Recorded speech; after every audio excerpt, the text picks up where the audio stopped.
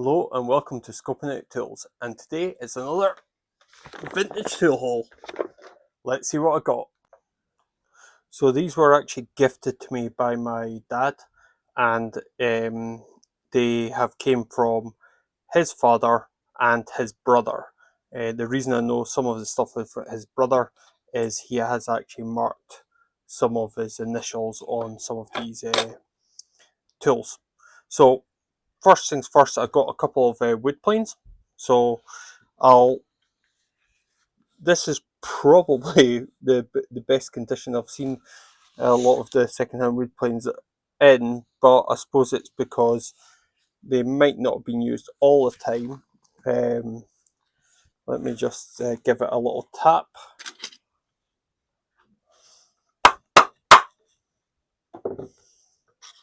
Yeah. Okay, so tap in here to actually remove it, and here's the plane. So on this, it doesn't actually have any maker mark on it. I'll just put it down at the side here. But I've got, oh right, it's a Rob Sorby. Sheffield is the steel.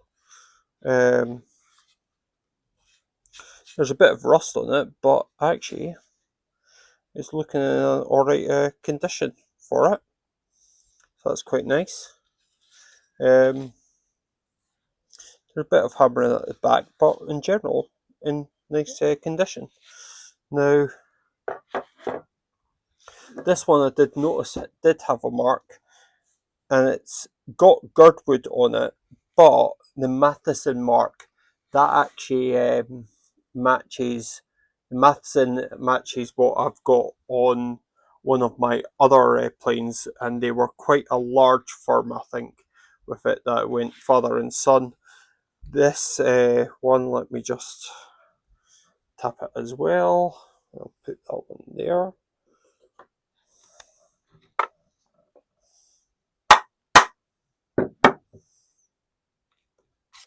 Okay.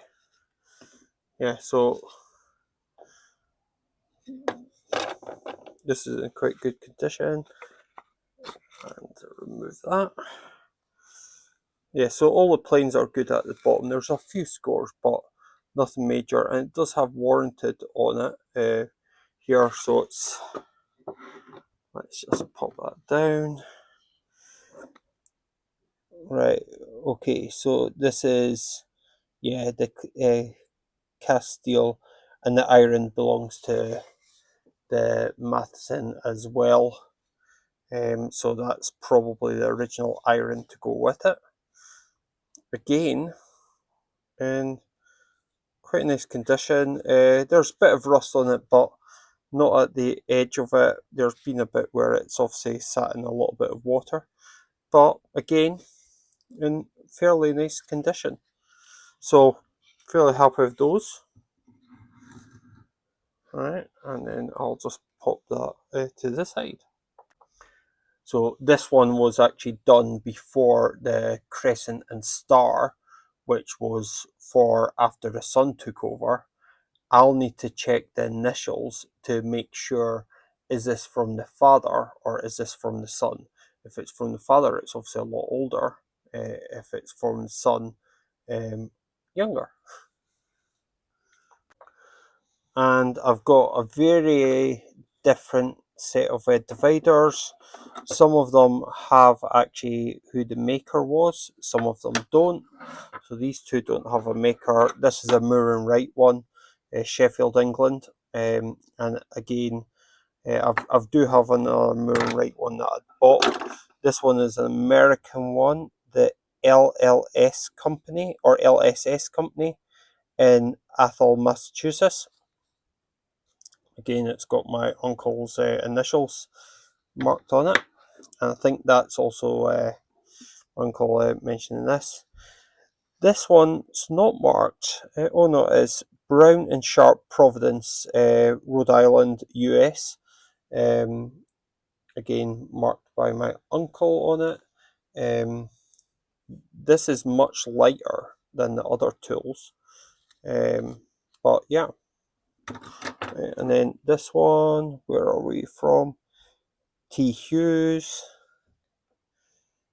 going from Warrington, maybe. Um, Warrington, possibly for it. And yeah, and then a couple more, just smaller ones. It's got J Minto bashed in it. I'm just wondering if he might have got this second-hand one as well. But can never have too many dividers, I suppose. Moore and Wright, again Sheffield. That's I'm obviously trying out different ways to actually include his initials. I'll get onto that in a minute. And this one doesn't have a mark on it as well, but again, useful for measuring stuff out. And a couple of just rulers.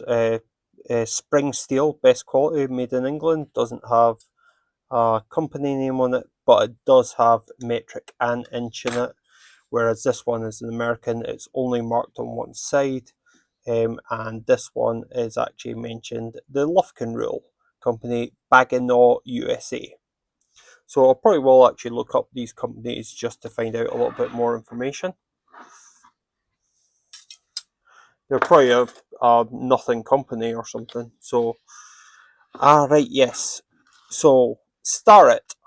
We obviously hear about the company Starrett. This, I have just found out, is a Scottish company. And it was when I actually opened it, it's saying LS Starrett Company, Jedburgh in Scotland. And so obviously they're global now, but yeah, so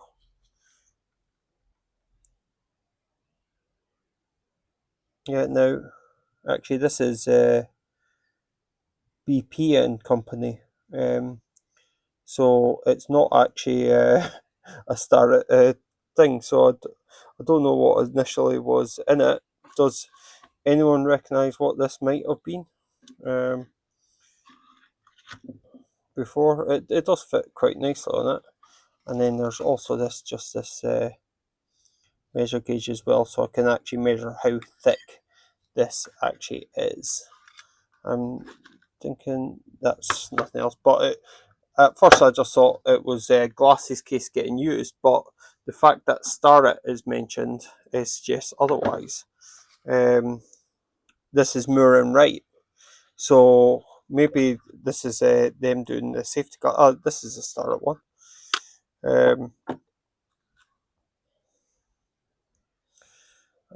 Quite difficult to actually read this just now. I might put it under a microscope to make it a bit easier to see.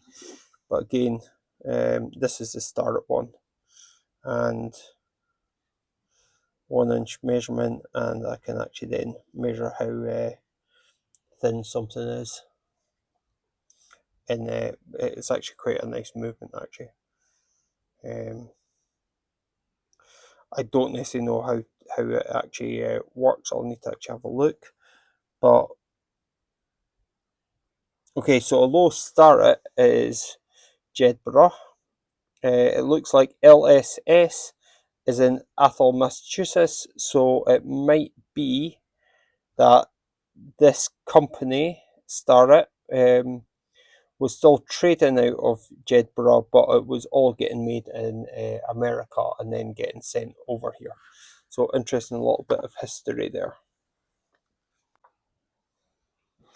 Alright, so in this box we have another gauge.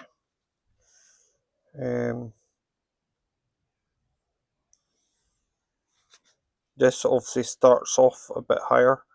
This is Ambrose Shardlow Company in Sheffield, England.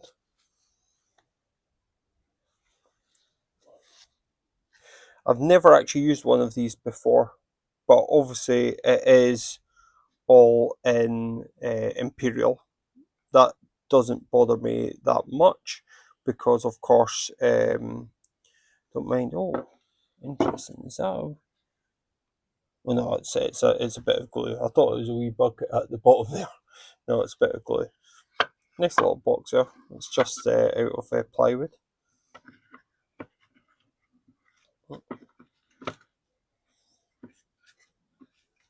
Just trying to maybe just pull it back slightly.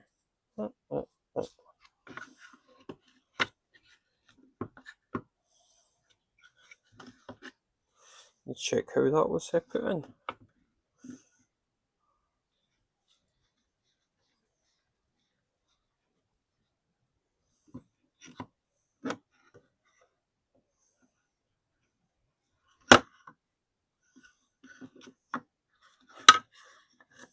Ah, that way. Helps if I put in there.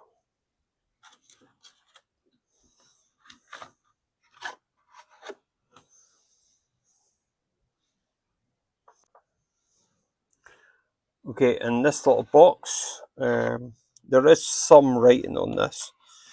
Obviously, long gone. Little scribble numbers to obviously help to work out which it was, and something. I'd need to actually have a look at this a bit better, just to actually see what the writing is saying there. But yeah, BP, and so whoever was the BP before, but this saying Ambrose Shardlow company at Sheffield, England. So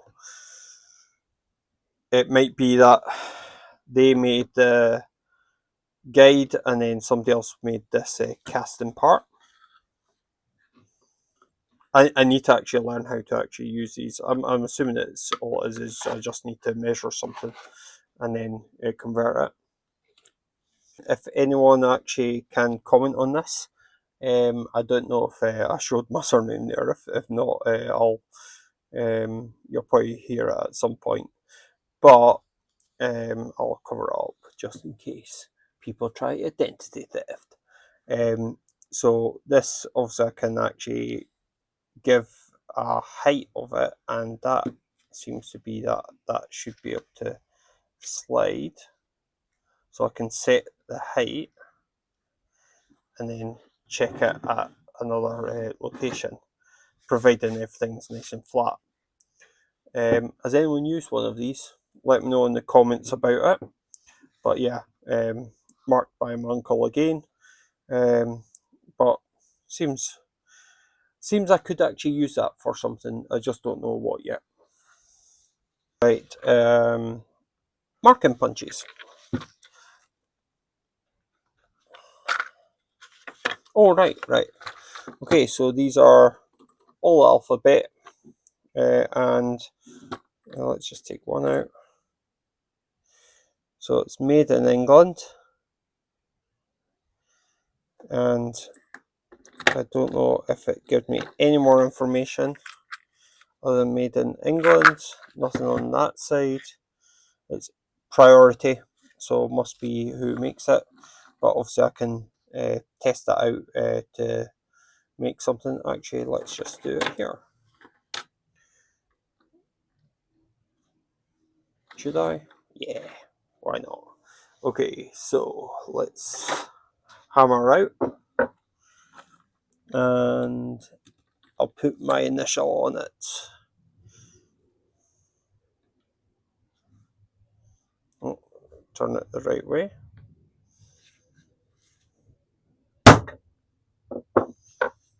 Oh, probably not strong enough.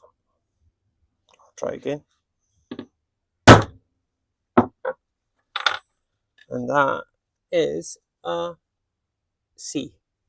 And then I got a couple of dial indicators. So this one, it's John Bull of England, actually around the corner from me at St Albans.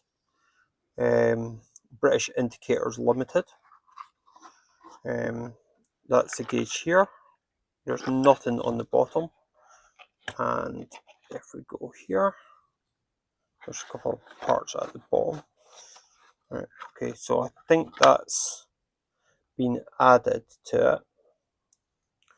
so it can be attached to a stand, which I've got a stand just here, which I'm going to be talking about in a minute, because that seems to be the plate for the back. So obviously if I didn't want to put it on the stand, there's a couple of screw bits in here, don't know if they're spare or whatever. Right, okay, so that's obviously measuring the thing, but it doesn't actually go back. I don't know if it's meant to or not. What's this do? Ah, right, okay, so I can actually calibrate it, so I can actually turn this to 0 if I want here, lock it in place, and then if I then measure it against its own, then I've got 1, 2, 3 and a bit um, movements on it, so that I can actually see what it's measured at. So that's basically the tearing here. Cool. Right, and then this one is different company. Let me just shockproof. But do I have anything about the company? There's no mention of the company other than BATY, Batty. So just to show you there, and then I'm just going to take this off just now.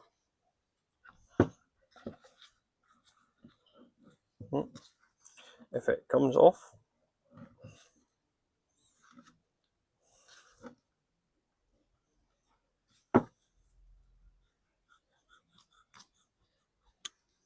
whether it'll go back on, right? And this is an Eclipse magnet based. It's a British patent, other patent pending, made in Sheffield, and this is a push button one. I don't think it is pushing. Oh, there is a magnet to it. Should I hit it? Let's have a retry.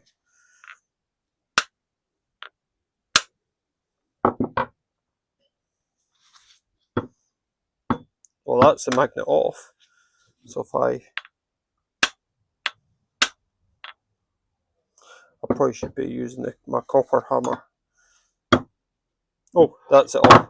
Right. So yeah, that's it now. So push, off, push,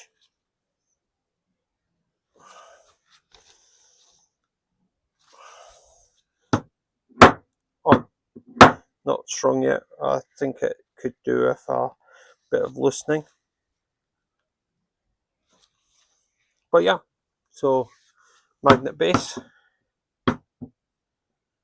Oh, magnet base. And it's the same thing that BP and Company Limited, and it's called a tool room. Okay. And thank you very much for watching. And thank you to my father, my uncle, and my grandfather who has gifted me these tools. It's quite interesting to actually see the different company names and the different tools. I might not use all of them, but I will be appreciating all of them. The level of engineering, some of them is fantastic.